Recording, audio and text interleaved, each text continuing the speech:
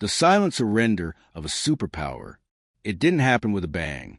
There were no headlines screaming America falls, no midnight declarations from the USDA, no televised addresses to rally the heartland. No, this collapse came silently, field by field, shipment by shipment, contract by contract. One day, Iowa farmers were exporting millions of tons of soybeans to Asia and Europe. The next, they were watching Canadian grain trains roll past their shuttered silos on their way to global ports. And the kicker? The U.S. didn't even notice. It was too busy arguing over culture wars, cutting agricultural research funding, and defending outdated farming practices. Meanwhile, Canada was making... If you're done watching corrupt elites rig the system and leave you behind, subscribe now. If you want real talk, raw truth, and zero spin, this is your channel. If you're ready to fight back, hit that subscribe button and stand with us. A global shift fueled by mistrust. Let's make one thing brutally clear. This isn't about the quality of American soybeans. U.S. farmers are among the hardest working, most efficient producers in the world. But no amount of sweat in the soil can compensate for broken trust. International buyers, governments, retailers, distributors don't want to gamble their food security on inconsistent regulations, shady supply chains, or unpredictable trade policy. And Canada? Canada stepped in with clipboards and contracts. They offered verified non-GMO crops, independent soil and residue testing, blockchain traceability, and on-site audits. Japanese importers no longer had to hope American soybeans were safe. They had documentation from Canadian farmers, processors, and government labs proving it. That level of accountability is what wins billion-dollar contracts in today's agricultural economy. The fall of the American soybean belt. Across the Midwest, the pain is real. In Indiana, farmers have watched elevators reject loads they drove hours to deliver. Processors no longer want product that doesn't meet international specs. In Missouri, soy-based product manufacturers have started importing Canadian soy flakes because their clients in Singapore and South Korea demand cleaner inputs. In Illinois, soybean fields that once funded generational wealth are being sold off or left fallow. Meanwhile, Canadian provinces like Manitoba and Saskatchewan are booming. Their agricultural development boards are flush with new grants. Farmland prices are rising. Their ports, Halifax, Vancouver, even Churchill, are humming with traffic once reserved for Norfolk, New Orleans, and Seattle. The American agricultural heartland is being economically outmaneuvered by a country with a fraction of its population. Why it's working for Canada? Because Canada saw the writing on the wall, and they planned. Years ago, they began pivoting away from commodity farming and toward premium agriculture. They invested in traceability. They trained a new generation of non-GMO seed specialists. They funded clean soil initiatives, low-impact herbicide research, and consumer education. Most importantly, they listened to both their farmers and the foreign markets they hope to serve. And now, they've nailed it. They're not just beating the U.S. in soybeans. They're setting the rules. Canada is now the preferred supplier for several of the world's largest tofu producers, plant-based meat companies, and soy oil refiners. Their product sells at a premium. And foreign governments are rewriting trade guidelines to reflect the Canadian standard, the power of policy. Here's what really burns. The U.S. could have done this. It had the land, the experience, the infrastructure. But American policymakers chose to tie the nation's agricultural future to a single model. High yield, chemically intensive, genetically modified farming propped up by corporate monopolies. There was no meaningful support for farmers who wanted to transition to organic or non-GMO methods. No subsidies for cover cropping. No nationwide traceability system. No safety net for small growers who want to compete in cleaner, more demanding export markets. Instead, they doubled down on monocultures, cut environmental regulation, and bet that raw volume would always win. It doesn't. Not anymore. Organic brands are jumping ship. The story's the same at home. U.S. organic food companies, brands that used to proudly print Midwest grown on every package, are sourcing their soy from Canada. Why? Because when they test American-sourced soybeans, they too often find trace glyphosate, inconsistent protein levels, or incomplete documentation. American processors say it's just part of doing business. Canadian suppliers say, we'll fix it. Here's the full traceability report. Here's our soil residue test. Here's our farmer's growing log. Guess who keeps getting the call? From export leader to import addict. Here's where the humiliation goes nuclear. The U.S. soybean industry isn't just losing exports. It's importing more soy-based inputs than ever before. Soy lecithin, soy flour, soy isolates, ingredients we used to dominate are now flowing into the country from Canada, Europe, and even Brazil. Why? Because American soy isn't trusted. Not for baby food, not for supplements, not for premium pet food. And when you import ingredients for products labeled Made in USA, you're admitting to the world, we can't even trust our own crops. The political class is clueless. Where's the outrage? Where's the Farm Bill overhaul? Where's the White House soy strategy? Nowhere. Politicians are too busy tweeting about gas stoves and banning TikTok to realize that rural America, their so-called base, is economically bleeding out. They'll show up for a photo op in front of a combine, but when it comes time to fund sustainable agriculture or invest in supply chain transparency, radio silence. Canada's government, on the other hand, quietly passed 5 agricultural modernization laws in the past 3 years, expanding non-GMO certification, funding cooperative seed banks, and negotiating bilateral export protocols with the EU and Asia. That's what strategic governance looks like. This is bigger than soybeans. The implications here aren't just agricultural. They're geopolitical. Soybeans are a cornerstone crop. They affect everything from livestock feed to cooking oil, biofuels, and industrial applications. Losing dominance in soy means ceding influence in dozens of downstream markets. It means letting China, the EU, and now Canada dictate global food standards while the U.S. scrambles to catch up. This isn't just about farmers. It's about national relevance. Time is running out. The clock is ticking.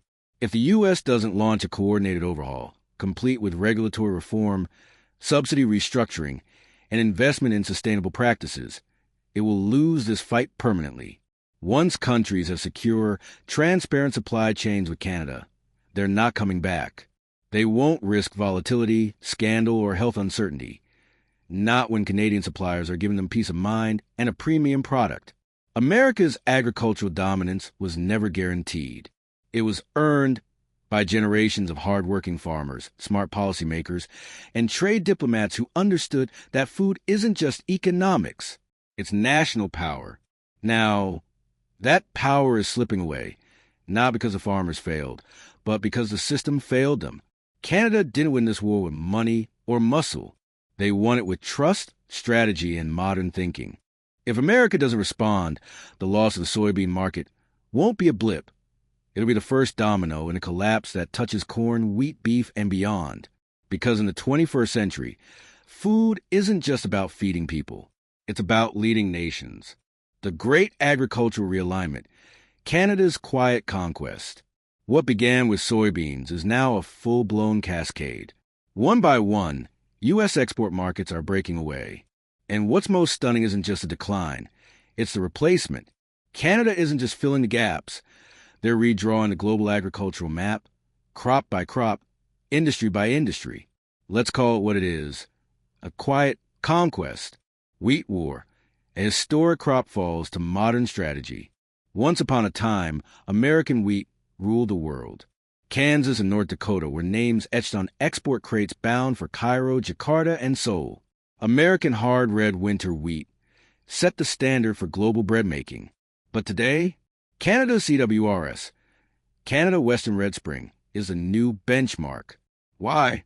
Because it delivers consistent protein levels, clean pesticide records, and comes with full field-to-ship traceability. International buyers can track the wheat from a farm in Alberta to the flour mill in Bangkok. The U.S., still shipping bulk, unlabeled, and dependent on a maze of outdated inspection systems that no one trusts anymore. The result? Egypt's General Authority for Supply Commodities just cut its U.S. wheat orders by half.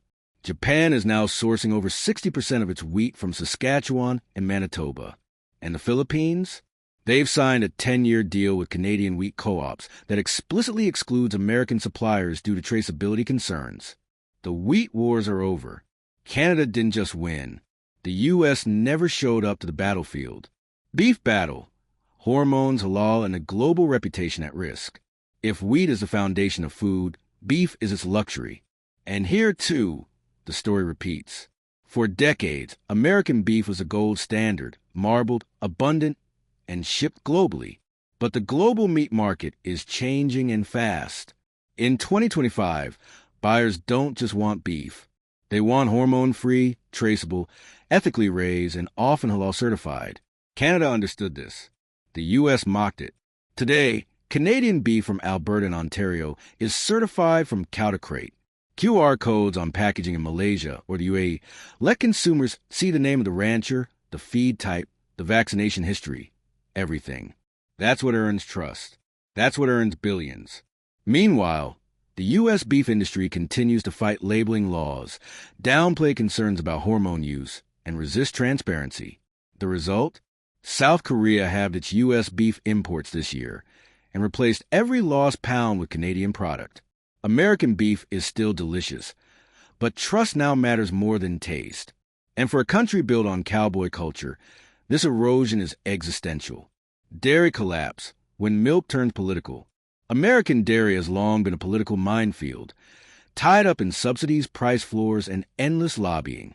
But while Washington was fighting over who gets paid what, Canada was building trust. Canadian dairy is now a global premium brand, especially in Asia. Why? 3 words: no artificial hormones. Canada banned RBST, recombinant bovine somatotropin, years ago. The U.S. still allows it in some states and still lacks national labeling laws for it. Asian consumers, especially in Thailand, Vietnam, and Japan, don't want it. They've walked away from American dairy, even at a discount. Now, Canadian powdered milk is a standard for infant formula producers in South Korea. Canadian butter is showing up in high-end bakeries in Dubai. Even American organic brands are importing Canadian milk solids to avoid consumer backlash. It's not about nationalism anymore. It's about purity, organics, and clean agriculture. Canada owns the future. Perhaps the biggest, most devastating blow to U.S. agriculture isn't in traditional commodities. It's in the future: organic, regenerative, and climate-resilient food systems. The global market for organic and low-impact food is exploding. Millennials and Gen Z consumers in Europe, Asia, and even the U.S. are demanding food that's not just healthy, but ethical, transparent, and climate-conscious. Guess who's delivering it? Canada. Why? Because their government backs it. Federal funds support organic transition programs. Universities teach regenerative soil practices. Export banks fund non-GMO certification labs. The entire ecosystem is wired for the next generation of agriculture. America, it's still fighting over whether climate change is real and cutting funding for organic research. That's not just short-sighted. It's suicidal. Why the U.S. can't compete yet? Let's be clear, U.S. farmers aren't the problem. They're capable, adaptive, and innovative, but they are trapped in corporate seed contracts, trapped in chemical input cycles, trapped in a policy system that punishes them for diverging from a high-yield, high-input model. They want to adapt. They want to compete. But when Canada is handing out subsidies for non-GMO soybeans and the U.S. is penalizing them with higher insurance premiums for switching crops, the decision is made for them. The American system rewards volume. The global market now rewards values. Until that changes, the decline will continue. The ripple effect, more than just farms. This isn't just an AG story. It's an economic collapse in slow motion. As exports dry up, rural banks are calling in loans. Processing plants are closing shifts. Rail companies are slashing routes. Local schools are losing funding. Truckers are leaving agriculture. Small towns are losing their lifeblood. Every abandoned soybean shipment is a family struggling to pay a mortgage. Every rejected corn container is a school that loses tax funding. Every Canadian beef contract is a closed American meatpacking job. This is not theoretical. This is now. Canada's endgame: strategic dominance without the noise. The most brilliant part of Canada's strategy? They're not gloating. They're not making speeches. They're not mocking the U.S. on international stages. They're simply delivering, quietly, efficiently, consistently. They show up at trade shows with field reports, not flags. They negotiate with science, not slogans. And they win, because in a world plagued by volatility, wars, pandemics, inflation, stability is the new gold. And Canada looks like Fort Knox. America's last chance, reform or irrelevance. There's still time. If Washington acts now, if they overhaul AG policy, back farmer autonomy, fund regenerative transitions, enforce national food transparency, and build real traceability systems, America can fight back. But if it doesn't, if the politics get in the way, if the monopolies keep writing the rules, if the lobbyists keep winning, then this isn't a slump. It's surrender. This isn't just about soybeans, or wheat, or beef. This is about who defines the future of food. And right now, it's not the United States. It's Canada. They didn't have to outspend. They didn't have to outproduce. They didn't have to outmuscle. They simply outtrusted and outstrategized the biggest agricultural machine the world has ever known. And unless something changes fast, that's the story historians will write.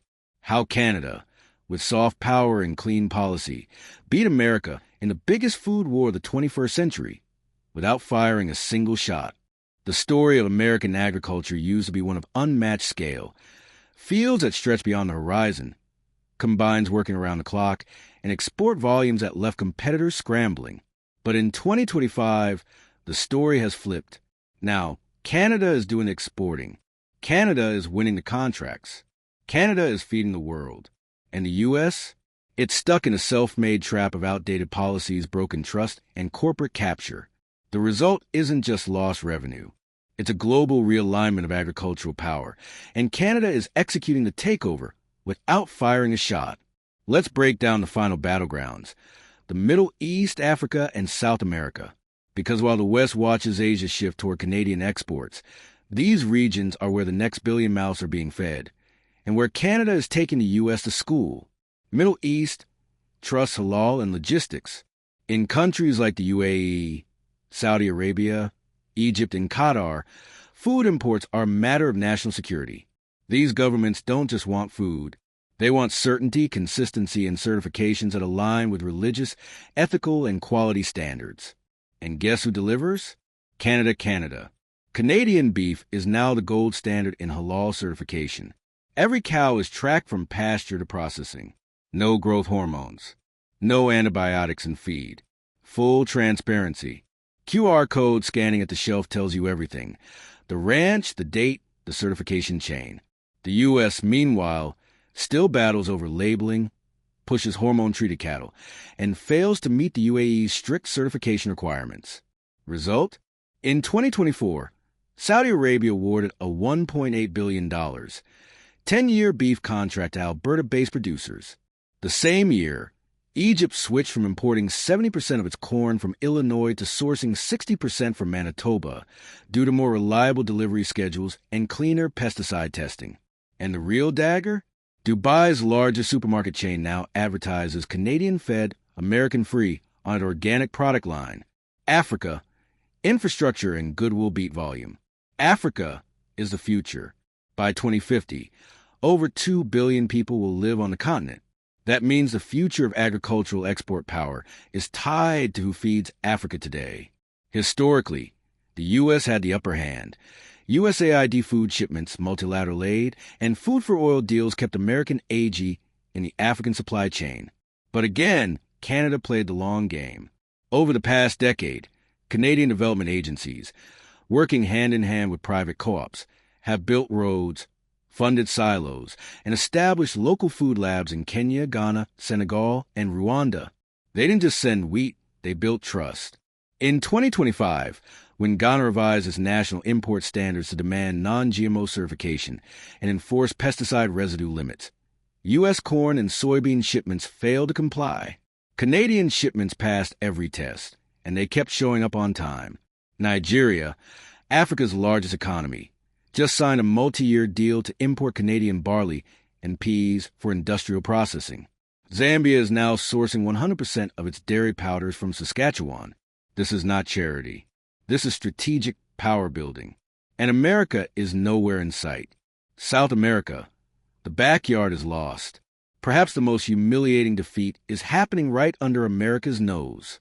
Brazil, Argentina, and Chile, America's supposed partners, are now importing Canadian agricultural inputs, seed stock, and processed food products that used to be dominated by the U.S. The reason? America stopped showing up. Trade negotiations turned political. Tariff threats replaced partnerships. Meanwhile, Canadian officials signed free trade agreements, showed up to climate summits, and offered AG tech support without the geopolitical baggage. Now, Canadian feed companies are setting up joint ventures in Paraguay. Organic Canadian wheat is in Peruvian bakeries. And Chile's entire school lunch dairy program switched to Canadian skim milk powder in 2024 after the U.S. failed to deliver during a port strike. South America isn't just choosing Canada out of convenience. It's choosing Canada because America made it too risky to rely on. This isn't just a story about soybeans, or wheat, or beef. It's a story about national priorities. Canada decided that food exports were a matter of trust, a matter of diplomacy, a matter of future-proofing their economy. The U.S. decided that AG was just another political football. And now, the world has chosen. So, the question is, will the United States step up or step aside? Because Canada isn't waiting. And the longer America delays, the louder the world's answer becomes. We trust Canada.